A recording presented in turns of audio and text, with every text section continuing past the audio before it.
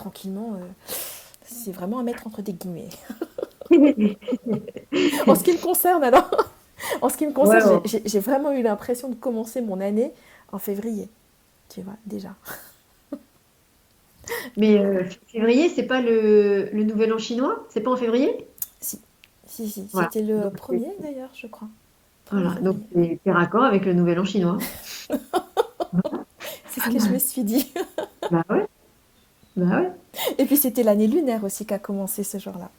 Ah bah tu vois, bah voilà. Donc, c'est parfait. T'as commencé ton année quand il fallait la commencer. C'est doux.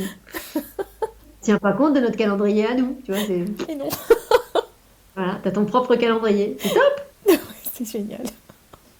Et tant que ça change pas ta date d'anniversaire pour les cadeaux. À moins que ça te permette d'avoir deux dates d'anniversaire dans l'année. Tu vois, est-ce que c'est possible ça?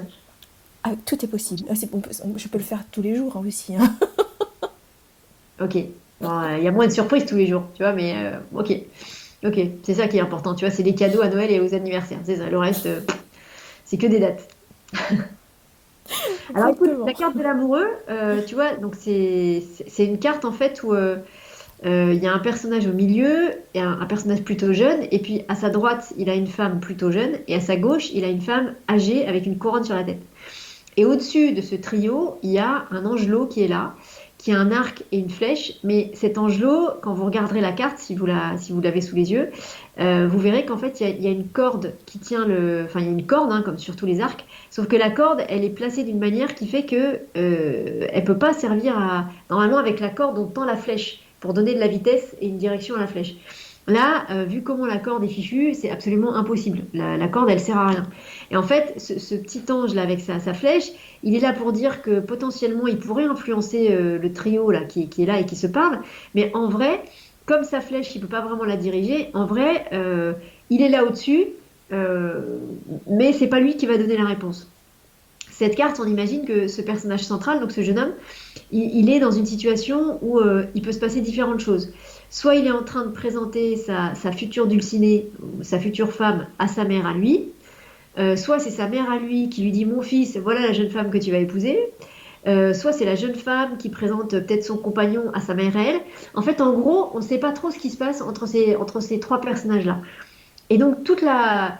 alors évidemment, sur les questions amoureuses, ça s'appelle l'amoureux, donc c'est une carte qui peut sortir, mais profondément, c'est une carte effectivement qui parle de choix et de positionnement. C'est-à-dire, où est-ce qu'on se positionne? Qu'est-ce qui fait ce garçon là au milieu? Est-ce que, quelle que soit l'histoire qui soit racontée entre les trois personnages, qu'est-ce qu'il fait? Est-ce que, par exemple, il présente sa future femme à sa mère à lui et que, est-ce qu'il attend la reconnaissance de sa maman pour épouser sa femme?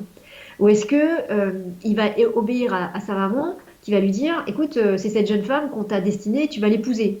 Comme un mariage arrangé parce que tu es un prince, donc tu vas épouser la princesse qu'on t'a destinée.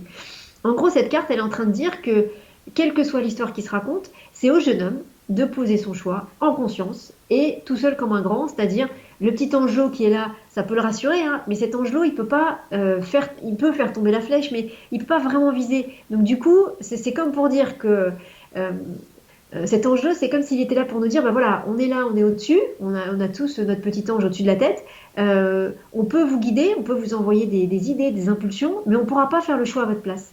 Et ça, c'est quelque chose de fondamental quand même, hein. C'est-à-dire que notre libre arbitre, c'est vraiment ce qui nous définit, et ce qui définit le pouvoir de la lumière, et de tout ce qui est dans la lumière. C'est de nous laisser notre libre arbitre. Ce qui nous empêche de choisir et ce qui nous dépossède de notre libre arbitre, ben, on le voit bien avec tout ce qu'on est en train de vivre, c'est pas la lumière, hein, c'est ce qui est en bas, c'est l'ombre. La lumière respecte fondamentalement notre libre arbitre. L'ombre la respecte pas du tout. Donc dans cette carte-là, il y a quelque chose qui dit que ben, c'est au personnage central de poser un choix et de se positionner, d'être capable en fait d'assumer son choix, de bien s'enraciner avec ses deux pieds dans le sol et de dire bonjour maman, je te présente ma dulcinée, ou de dire à sa mère, si c'est ça, ben écoute non, cette femme que tu me présentes, moi j'en veux pas parce que c'est une autre femme que je vais épouser. Donc tu vois, c'est vraiment une carte qui dit que en tout cas pour nous, puis tu demandais pour 2022, mais c'est vraiment ça. Il y a un vrai besoin de se positionner. Il y a un vrai besoin de se positionner. Qu'est-ce qu'on fait de notre libre arbitre?